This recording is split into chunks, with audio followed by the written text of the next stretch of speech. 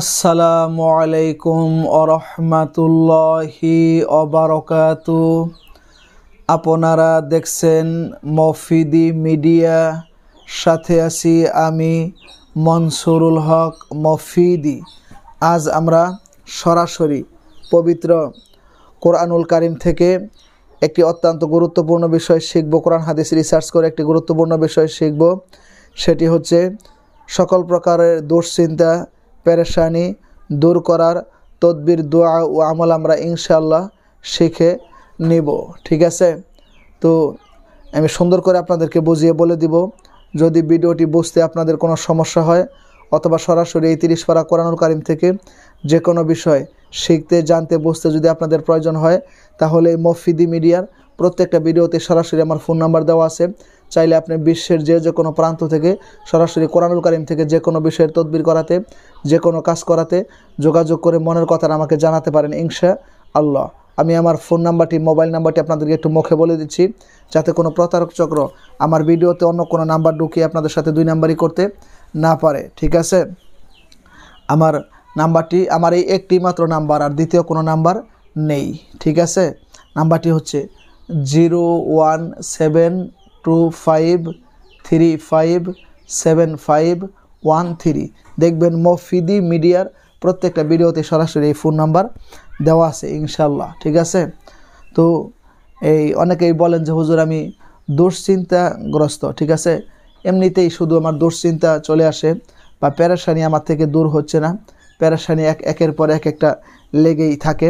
তো এই দুশ্চিন্তা পেরেশানির মধ্যে যদি থাকেন, আপনি আল্লাহ তাআলার কাছে কোরআনের উসিলায় করে সেটি থেকে যদি মুক্তি চান, ইনশাআল্লাহ আল্লাহ তাআলা আপনাকে সেই দুশ্চিন্তার হাত থেকে, পেরেশানির হাত থেকে আল্লাহ তাআলা আপনাকে মুক্তি দিয়ে দেবে ইনশাআল্লাহ। ঠিক আছে, তো কিভাবে আপনি আমলটি করবেন?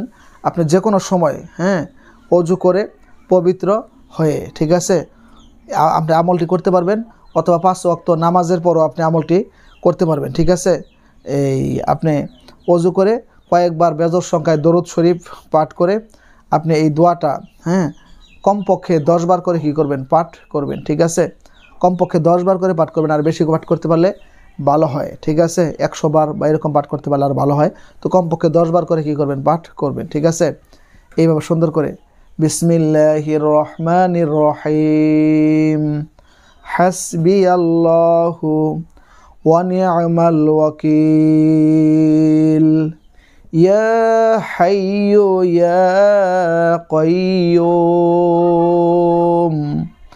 বিরহমাতিকা আস্তাগীথ। আবার বলছি, হাসবিয়াল্লাহু ওয়া নি'মাল ওয়াকিল, ইয়া হাইয়ু ইয়া কাইয়্যুম বিরহমাতিকা আস্তাগীথ। একটু কষ্ট করে আমার সাথে বলেন, মুখস্থ হয়ে যাবে। হাসবিয়াল্লাহু ওয়া নি'মাল ওয়াকিল, ইয়া হাইয়ু ইয়া কাইয়্যুম বিরহমাতিকা আস্তাগীথ। এই দোয়াটি পাঠ করে আপনি বেজর সংখ্যার শেষে আবার কয়েকবার দরুদ শরীফ পাঠ করবেন। দরুদ শরীফ পাঠ করে আপনি মনে মনে আল্লাহ তাআলার কাছে বলবেন যে আল্লাহ, আমি এই বিষয়ে দুশ্চিন্তাগ্রস্ত রয়েছি বা এই বিষয়ে আমি পেরেশানি রয়েছি।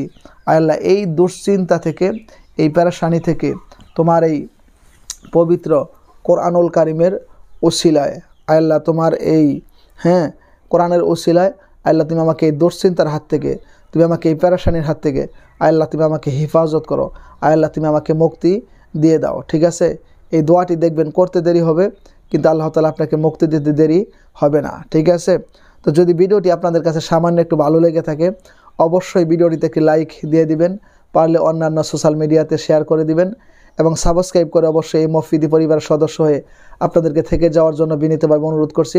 এবং যে কোনো সমস্যায়, যে কোনো প্রয়োজনে বিশ্বের যে কোনো প্রান্ত থেকে আমার সাথে সরাসরি মোবাইল ফোনে কিংবা ইমোতে, হোয়াটসঅ্যাপে যুক্ত হয়ে মনের কথাটা আমাকে জানাতে পারেন ইনশাআল্লাহ। সেই প্রত্যাশায় আজকের মধ্যে এখানে বিদায় নিচ্ছি।